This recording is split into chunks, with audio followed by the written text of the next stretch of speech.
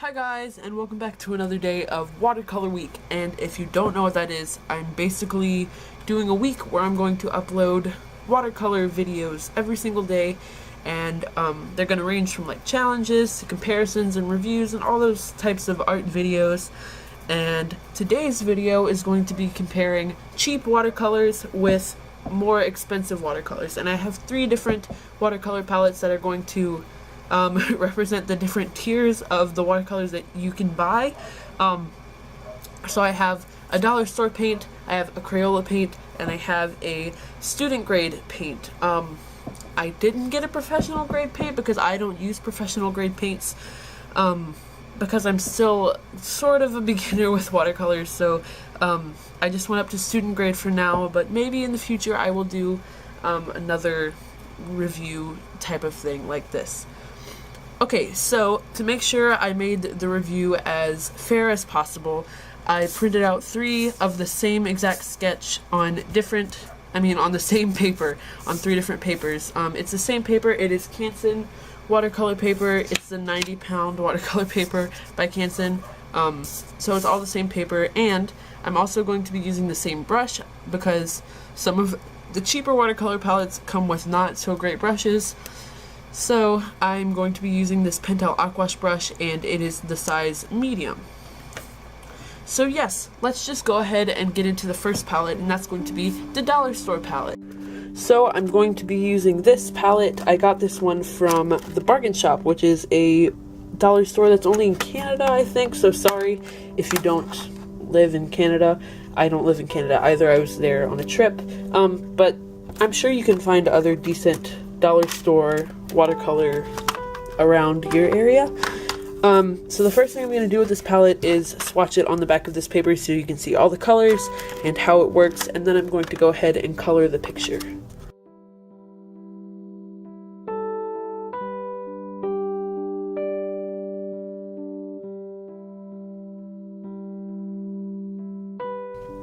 Okay, so as you can see, I know this swatch card is a mess, but yeah, I just think these are really nice. I actually like them, which is why I'm not putting them in the giveaway.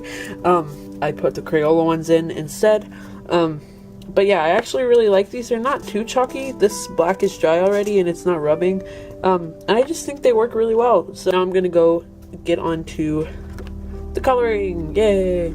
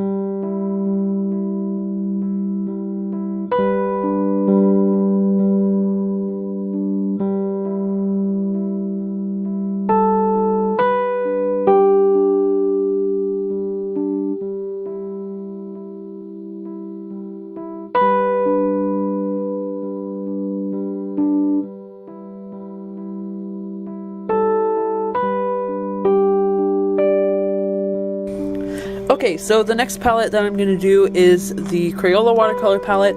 I tried to find one that was a 12 set, but I guess they only sell like 8 sets and 16 sets now.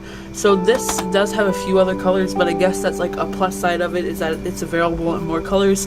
I know there's like huge sets of Crayola Watercolors too, so I guess that's a plus to this. And so yeah, I'm just going to go ahead and swatch this and then color the pictures so we can test out the watercolors.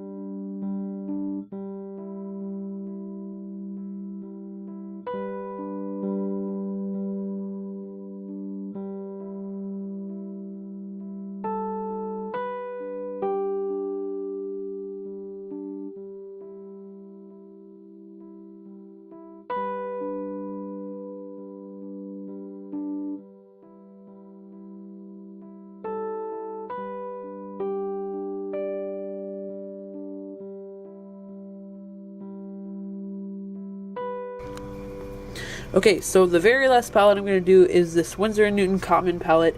This is a 12 set because I kind of wanted to keep them similar, even though the Crayola one was a 16 set. But I wanted to keep a limited palette so you got an equal like representation of like how you spend your money and how much your money gets you. So this palette is like $13 on Amazon right now, and you get 12 colors. A downside to this palette, it is more expensive, and also the color selection is a little bit different. These are more like traditional watercolor colors. They're not as vibrant. They are they are vibrant. They're really good paints, but the colors are just different. So you have like things like yellow ochre, burnt sienna, that kind of thing, and there's no like fun magentas. It's not meant to be like a fun kids palette. So that would be the difference between this and the other one. Okay, now that I've rambled on about this palette, I will go ahead and get to the swatching and the speed paint.